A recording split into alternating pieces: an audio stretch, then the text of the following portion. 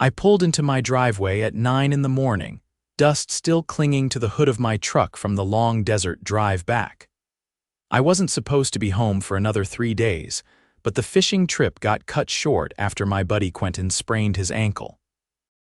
I was looking forward to a hot shower and a nap. Instead, I got a front row seat to the HOA circus. The second I stepped out of the truck, I saw her Kendra Gallows.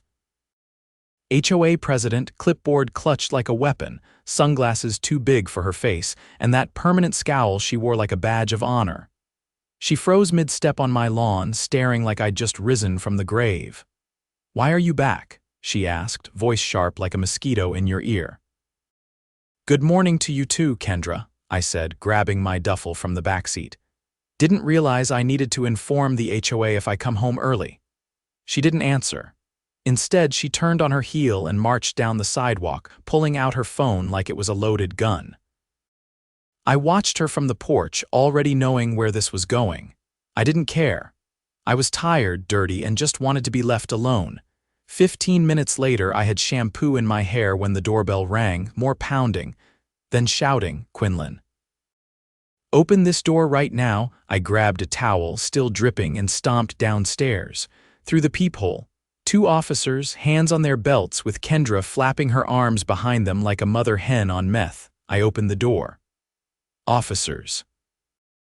"This about my early arrival?" One of them glanced at the other. "Sir, we received a call about a possible break-in. The reporting party said the homeowner was out of town and someone unknown entered the property." "Unknown," I stepped aside. "You want ID, or would the family photos in the hallway do the trick?" Kendra leaned forward, eyes wide. "He's not supposed to be back until Thursday. I have it on the neighborhood calendar." I looked at her. "You have my vacation schedule written down." She didn't blink. "HOA protocol. We monitor vacant homes to prevent squatters." I turned back to the officers. "You're welcome to look around if you want, or maybe ask her why she's so interested in my house." They exchanged a glance. One of them nodded. "Mind if we step in? Be my guest." They walked into the living room. And that's when it happened. Officer Ramirez opened the hallway closet and froze. I didn't see it at first, but the look on his face made me move. Inside, wedged between winter coats and an old vacuum cleaner, was a man. Mid-40s, tied at the wrists, gagged with duct tape. His eyes locked on mine like he'd been waiting for me. Kendra went dead silent behind me. I turned back to her. "You want to explain what the hell is going on in my house?" Officer Ramirez stepped back, put a hand on his radio, and muttered something low and clipped. The man in the closet let out a muffled groan as he tried to sit upright. The duct tape around his wrists had cut into the skin. He looked dehydrated, face pale and streaked with sweat. Whoever he was, he'd been in there a while. Kendra had gone rigid on the porch, her mouth slightly open like she was trying to process a punch to the throat. She didn't move, didn't speak, just stared at the guy like he wasn't supposed to exist. The second officer, Collins, turned to me. "Mr. Quinlan, step outside. We need to secure the scene." I did, towel still wrapped around me, water dripping from my hair. Kendra took 2 sharp steps back as I passed, like I might be contagious. Ramirez moved fast. He had the guy out and on the couch in under a minute, cutting the tape with a pocket knife while Collins called for backup. The man sagged forward like every muscle had given up. He coughed, tried to form words, then pointed a trembling finger at Kendra through the open door. "She locked me in there," he croaked. That was the last straw for her. Kendra bolted, but she didn't get far. 2 neighbors, Benji from across the street and Maria from the corner lot, had come out after the squad cars rolled up. They saw her sprinting across the lawn. Benji stepped into her path without hesitation. She bounced off him like a raccoon hitting a screen door. "Going somewhere, Kendra?" he asked, voice low. She stumbled, tried to pivot, but Maria had already pulled out her phone. "Don't even think about it," she said, filming. By the time the backup unit arrived, Kendra was sitting on the curb, arms crossed so tight it looked like she was trying to fold into herself. Her sunglasses were gone, and without them, she looked older, frailer. Not the HOA tyrant everyone knew, just someone cornered and unraveling. Inside, Officer Ramirez had the man sipping water and wrapped in the blanket from my couch. I stood just outside the living room, still dripping, still stunned. "His name's Alan Brenner," Ramirez said when I asked. "He's a private contractor, went missing 3 days ago. Family reported him missing after he didn't show up for his daughter's birthday." I blinked. "What was he doing in my house?" "He says he was hired by someone to inspect your attic for a possible mold issue. He was told you'd be out of town and that the keys would be left under the doormat. When he got inside, he was jumped, woke up in your closet." "By who?" Ramirez looked grim. "He says it was the woman outside." I stared through the window. Kendra was still on the curb, but now she had her head in her hands. "Why would she do that?" "We're going to find out," Colin said behind me. An unmarked car pulled up not long after, and a plainclothes detective stepped out. Tall, dark coat despite the heat, badge clipped to his belt. He introduced himself as Detective Lang and took over immediately. Brenner was taken to the hospital for evaluation. Kendra was cuffed and read her rights. She didn't fight it, didn't say a word. Lang spent the next hour combing through the house. I followed him as he moved, answering questions and pointing out what had changed since I left. A scratch on the doorframe, the smell of bleach near the laundry room, the rug in the hallway slightly off-center. "You're sure you didn't leave it like that?" he asked. "Positive." "I don't even use that closet, it's mostly junk," he nodded. "She probably thought you'd be gone longer, had a cleanup plan." "Why stash him here at all?" I asked. "Why not in her own house?" Lang gave me a look. "Because if she'd been caught with him, it's kidnapping. If it's in someone else's place, especially an empty one, she can play dumb and point fingers." I sat down hard on the arm of the couch. "That's why she freaked when I came home early. She probably thought she had at least 2 more days to move him or finish whatever she was doing." The implication made my stomach twist. It wasn't long before the forensic team showed up. Gloves, cameras, plastic bags. They took fingerprints, samples, photos of the closet. The tape, the water bottle in the corner, the scuff marks on the inside of the door where Alan had kicked. One of them found a burner phone tucked behind the insulation in the attic. Lang took it, scrolled, then showed me a photo on the screen. It was my living room, taken from outside the window. "Time stamped from 2 nights ago. She was watching the house," he said. "Probably to make sure no one got curious." "She has keys to other homes too," I said, realization dawning. "As HOA president, she keeps a community access box in her garage." "We all thought it was for emergencies." Lang's jaw tightened. "We'll need to check that. Could be a lot worse than we thought." By noon, the entire street was crawling with law enforcement. Neighbors had gathered in clusters, murmuring, pointing, taking photos. I caught pieces of conversation. She always acted like she owned the place. "I heard she made copies of everyone's keys." "Did you see her face when they pulled him out?" Lang came back with a clipboard. "We're going to need you to make a formal statement down at the station." "You can ride with me." I nodded and grabbed some dry clothes from upstairs. As I changed, I couldn't stop thinking about the number of times Kendra had let herself into people's homes under the guise of inspection or routine code enforcement. She always said the HOA had broad authority. Apparently, she believed that included detaining people. Outside, as I locked the front door, Maria came up beside me. "This is insane," she whispered. "She's been controlling everything for years, dues, permits, even who could hang what on their porch. But this is something else." "She ever mess with you?" I asked. She nodded. "She fined me for unauthorized wind chimes, said they were a safety hazard. I replaced them with a bird feeder and she filed a complaint about rodent attraction. It was never about rules, just power." That tracked. As we pulled away from the curb, Lang tapped the steering wheel. "You know, this isn't the first time I've heard about an HOA president going too far, but this is a first."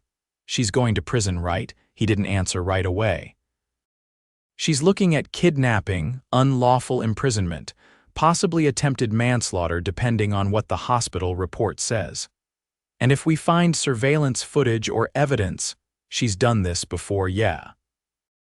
She's not walking away from this. When we arrived at the station, they had me sit in a small room with a metal table and a camera in the corner. Lang asked more questions, this time with a recorder on. I told him everything about the morning she showed up, the way she froze when she saw me, the look in her eyes when they opened the closet. Before I left, he handed me a copy of the incident report with a case number. "Keep this," he said. "And if you remember anything else, call me directly." I walked out into the late afternoon sun, still trying to process it all. My house had been a crime scene. A man had nearly died in my closet, and the woman who'd been running our neighborhood like a private kingdom. She'd just been unseated in the most explosive way imaginable. But I had no idea how deep her schemes went, or how far the rabbit hole was about to go. I spent the next 2 days away from the house, staying with my sister in Midtown while the investigation unfolded. The detectives didn't want me sleeping in a place that still had evidence tagged in every room. That was fine by me. I didn't want to be anywhere near the closet door. By the time I got back, the crime scene tape was gone, but the reminders stuck around. A fingerprint dusting smudge on the hallway light switch. A boot print from one of the forensics guys on the stairs. My couch cushions flipped and rearranged. It felt like someone else's house now. I made coffee and stood at the kitchen window watching the street. Most of the neighbors avoided eye contact. A few waved stiffly. Maria came by with a casserole I didn't ask for and told me the HOA board had called an emergency meeting. "They're panicking," she said, handing me the foil-covered dish. "Nobody knows how deep this goes. There's talk of dissolving the board entirely. Who's running it now?" The vice president tried to take charge, but apparently Kendra never shared any of the passwords. Not for the budget spreadsheets, the security gate systems, not even the community website. That's not surprising. Maria shifted her weight. "There's something else. You know that guy Allen, the contractor. Turns out he was the whistleblower from that zoning scandal 3 years ago in West Briar." I set the dish on the counter. "The one where the HOA president was taking bribes from developers?" "Yeah, Allen went public with evidence. That guy had enemies." I looked at her. "You think this wasn't random?" "I think Kendra didn't just want him out of your house. She wanted him silenced, and she used your property to do it." That landed cold in my gut. I thanked her, told her I'd be fine, and shut the door with more force than necessary. The next morning I got a call from Detective Lang. "We got the warrant for her garage," he said. "What you find, a wall safe, hidden behind a pegboard, took some effort to crack. And there's a ledger. Names, addresses, amounts. Looks like she's been collecting hush money, maybe even blackmailing residents." I rubbed my temple. "How long has this been going on?" Earliest entry is from 6 years ago. She's been building a quiet empire. Using HOA authority to intimidate people, then offering to fix their violations for a fee, and that's just what we've seen so far.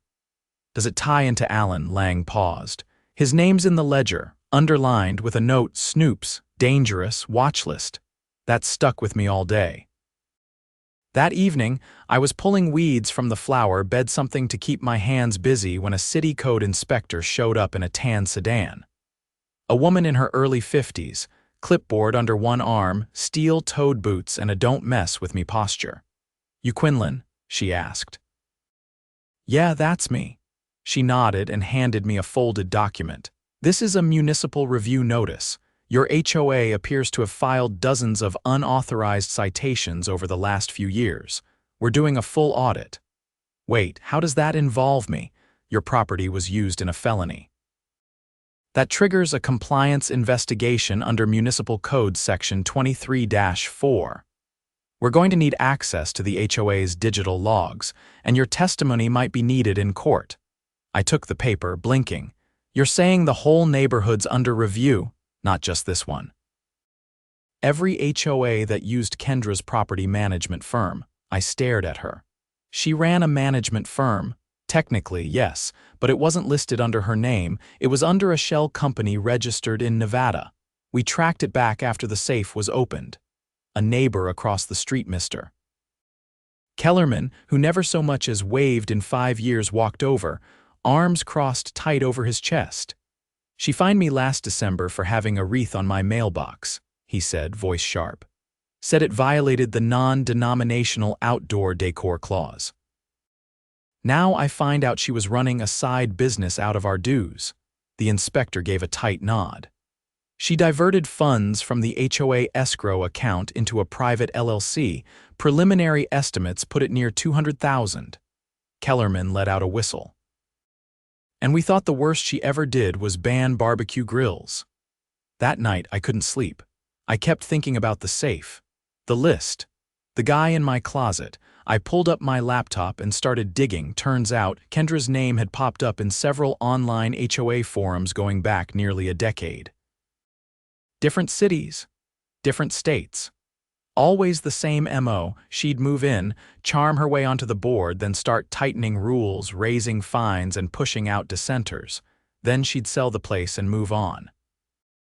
I found a post from a guy in Arizona who claimed she threatened to foreclose on his house over a mailbox that didn't match the community aesthetic. Another from a woman in Georgia who said Kendra had accessed her backyard while she was at work and taken photos through her kitchen window. The pattern was unmistakable. The next morning, I received a subpoena. It was signed by the county DA's office. They wanted me in court as a material witness. Kendra was being formally charged with felony kidnapping, evidence tampering, wire fraud, and over a dozen counts of unlawful surveillance. The trial date was set for the end of the month. At the courthouse, I saw her for the first time since they'd shoved her into the back of the cruiser. She looked smaller. No clipboard, no sunglasses, beige jumpsuit, hair tied back in what looked like a court-mandated bun. She didn't look at me. Not once. The prosecutor, a sharp-eyed woman named Verla, leaned in close before the hearing started. "We're building a RICO case," she said. "She didn't just abuse power, she built a racket. This wasn't about neighborhood rules, it was about control, leverage, and money." I nodded. "What happens if she's convicted? She'll serve time, and the HOA will be placed under state control until a new charter is drafted. You and the other residents will have a chance to rebuild it from scratch. Honestly, I'd recommend dissolving it entirely." That idea stuck with me. No HOA. No secret ledgers. No more fines for mailbox paint or grass height or holiday lights, just neighbors being neighbors. After the hearing, I walked out into the bright afternoon sun and saw a cluster of people waiting by the courthouse steps. Maria, Benji, Mr. Kellerman, a few others. They'd all come. "She tried to run this place like a dictatorship," Benji said, "but she forgot one thing." "What's that?" I asked. "We live here too." Maria handed me a folder. Inside were 27 signatures, a petition to formally dissolve the HOA. "We only needed 25, she said, "but we figured more wouldn't hurt." I flipped through the names. Even people who'd never spoken to me before had signed. People Kendra had silenced, fined, intimidated. All of them were ready to take back the neighborhood. There was one more thing in the folder. A letter from Alan Brenner. He'd written it from his hospital bed, thanking the community for stepping up and apologizing for getting them caught in the crossfire. He said he'd spent his life exposing corruption, but never expected to be locked in a stranger's closet because of it. The last line hit hard. Sometimes justice doesn't come from the courts. Sometimes it comes from the people who refuse to be pushed around. That night, we held a block meeting in my driveway. No microphones, no gavel, no agenda, just people talking, planning, reclaiming what had been twisted, and for the first time in years, there was laughter on our street. Not polite, not forced, real. We weren't just neighbors anymore. We were a community.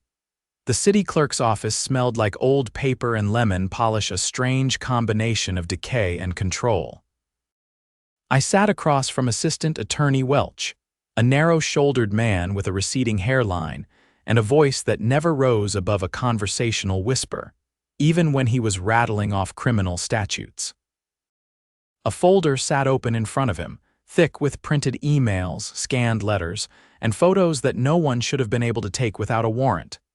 She accessed over 30 properties using unauthorized duplicate keys. he said, turning a page with surgical precision. Some during the day. Some at night, always when the owners were either out or believed to be. I leaned back. And no one noticed, they noticed, just didn't connect the dots. Complaints were filed, but she dismissed them as misunderstandings. The HOA board trusted her word over the residents. She insulated herself with bureaucracy. The phrase made my skin crawl. I thought about how many times I'd waved her off, how often I'd ignored those pink slips threatening citations for things I never even did. She'd built a wall of red tape so thick, no one had questioned what she was doing behind it. Welch pushed a photo across the table. It showed a room, bare concrete floor, a folding table with a laptop, and a corkboard pinned with maps of the neighborhood. My house was circled in red. We found this in a storage unit under her shell company's name. Where, 3 blocks from here, rented under a pseudonym, she'd been using it for nearly 4 years. I stared at the photo. There were other houses marked too, some with red check marks. Others with question marks scrawled beside them. What's the difference? I asked. She was prioritizing targets. The check marks are properties she'd already accessed. The question marks those were next. He flipped to another sheet, a ledger entry showing my address alongside a date and time. The same day Alan had gone missing. Welch sat back and interlocked his fingers. She knew when you'd be gone. She knew exactly when to act. I didn't respond. I didn't need to. He slid another form toward me, an affidavit, to formally dissolve the HOA under municipal code provisions for criminal breach of fiduciary duty. All it needed was my signature as the registered property owner most directly impacted by the felony investigation. I signed. Outside, the sky had darkened. The streetlights buzzed and flickered as I drove through the neighborhood. The petition Maria had started had already made the rounds, and with my signature, it hit the threshold. The HOA would be dissolved by the end of the month. What remained now was the trial. It began on a Tuesday morning with a media circus outside the courthouse. Reporters lined the sidewalk, microphones thrust toward anyone who looked like they might have a story. Kendra was led in through the back entrance, a marshal on either side. She looked thinner, paler, but the expression on her face wasn't remorse. It was calculation. The prosecution opened with the closet incident supported by Alan's testimony. He sat in the witness box, his right hand still wrapped in a compression bandage. He described the moment he entered my house, the strike to the back of his skull, waking up in darkness, the duct tape, the water bottle, the silence. Kendra's defense tried to spin it as mistaken identity, claiming Alan was trespassing and that she had acted in self-defense. But the moment they introduced that angle, the prosecution dropped the hammer. Surveillance footage from a neighbor's dash cam. Clear view of Kendra walking away from my house, keys in hand, 2 hours after Alan had gone missing. Then came the forensic evidence, her fingerprints on the inside of the closet door, the same brand of duct tape found in her garage. The burner phone linked to anonymous HOA emails threatening fines unless residents cooperated. Each day brought a new revelation. On day 3, the city's IT department testified that Kendra had accessed the HOA's internal databases at irregular hours, sometimes between 2 and 4 in the morning. She'd flagged certain residents for special monitoring and even recorded notes like uncooperative, gossip risk, and watch mailbox. The jurors barely concealed their disgust, but it was day 5 that sealed it. A woman named Nadine from 2 streets overtook the stand. She was quiet, hands trembling slightly as she clutched her statement. Her voice was barely audible at first. She came into my house when I was in the shower, she said. I thought I was imagining it, but things were moved, papers, jewelry. The police said there was no sign of forced entry. She fined me later that week for excessive window tinting. I didn't know what to do. The courtroom was silent. The prosecutor turned toward the jury. She used fear and authority to control this community. She made people question their own instincts, their safety, their sanity. Kendra's face twitched for the first time, just a small tremor at the corner of her eye. The verdict came quickly after that, guilty on all counts. Kidnapping, unlawful imprisonment, wire fraud, unlawful surveillance, and abuse of fiduciary duty. The judge ordered immediate sentencing, 26 years. No possibility of parole for the first 15. As she was let out, she turned and locked eyes with me. For a moment, I thought she'd say something. Apologize, plead, but she didn't. She just stared, then she was gone. Afterward, the neighborhood held a gathering not in anyone's driveway, but in the park she'd once tried to close for liability concerns. Kids ran through the grass. Someone brought a grill. The tension that had hung over us for years, like a fog no one acknowledged, was gone. People were laughing again, not nervously, not while looking over their shoulder. Benji came over with a paper plate stacked with ribs. "You hear they're turning her house into a community center?" "No," I said. "That official city approved it this morning." Apparently the property was tied up in her fake LLC. Since it was used in a criminal enterprise, it's being seized and repurposed. Maria joined us, already halfway through a bottle of ginger ale. They're naming it the Brenner Center, after Alan. He's going to run workshops for whistleblowers and legal self-advocacy. I nodded slowly. That's the best thing I've heard in months. The kids started a game of tag.